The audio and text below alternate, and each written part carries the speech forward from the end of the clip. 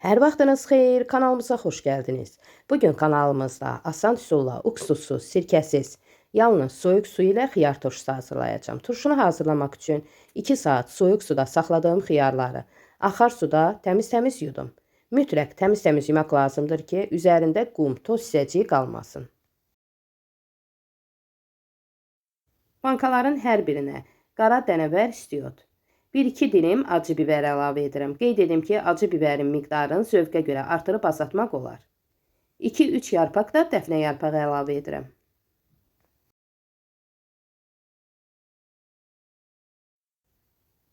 Hər bankaya 1-2 ədəd şüyüt çubuğu əlavə edirəm. 1-2 ədəd də xren yarpağı əlavə edirəm. Bu yarpağı əlavə etdikdə xiyarlar daha xırçıltılı olur. Uksusa, sirkəyə ehtiyac olmur.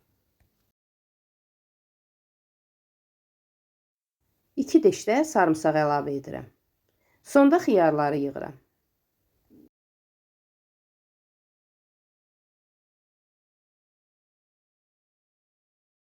Xiyarları bankanın içərisində nə qədər sıx yığsanız bir o qədər yaxşıdır. 2 litr soyuq su götürmüşəm. İçərisinə 4 yemək qaşığı duz əlavə edib qarışdırıram.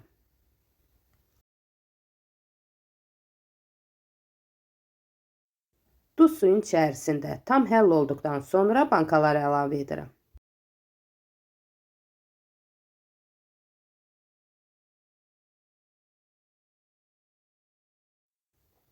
Duzlu suyu əlavə etdikdən sonra qapaqları boş şəkildə bağlayıram.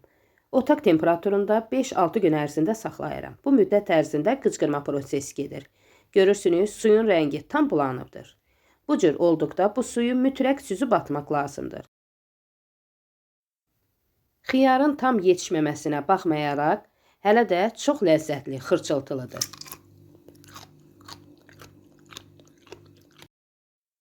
Axar suda bulanlıq suyu süzdükdən sonra ən azı 4-5 dəfəyə bankaların içərisindəki xiyarı təmiz-təmiz yuyuram. Yaxşı yumaq lazımdır ki, üzərində bulanlıqlıq qalmasın.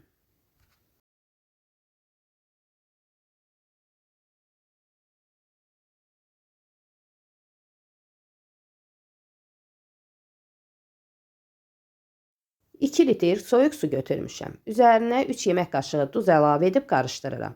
Qeyd edim ki, xiyarı çox duzlu xoşlamırsınızsa duzu 2 qaşıq əlavə edin. Sonda duzlu suyu xiyarların üzərinə əlavə edirəm.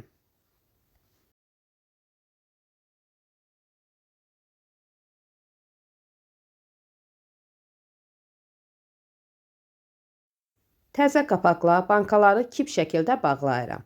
Bu cür xiyarları sərin yerdə uzun müddətli qışa saxlamaq olur. Boçkada qoyulan xiyar turşusundan, şorabasından qətiyyən seçilmir. Həqiqətən də tərkibində uksus, sirkə olmamasına baxmayaraq çox xırçıltılı, ləzzətli alınır. Hazırlamağa dəyər.